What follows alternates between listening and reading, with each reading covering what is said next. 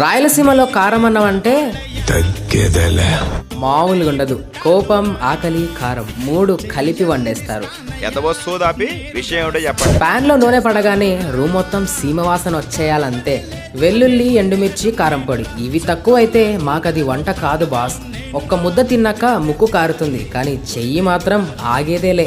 Bachelor జీవితంలో డబ్బులు లేకపోయినా పర్లేదు, కారం పొడి డబ్బా ఖాళీ అయితేనే అస్సలు బాధ. మస్తు షేడ్స్ ఉన్నారా నీలా. కమలా సార్ చివర్లో పెరుగు వేసుకొని తింటూ అబ్బా ఇదే జీవితం రా అనుకునే ఫీలింగ్. ఇది కారమన్నం కాదు బాస్, రాయలసీమ వాళ్ళ ఆకలికి పెట్టే మాస్ ట్రీట్ ఇది.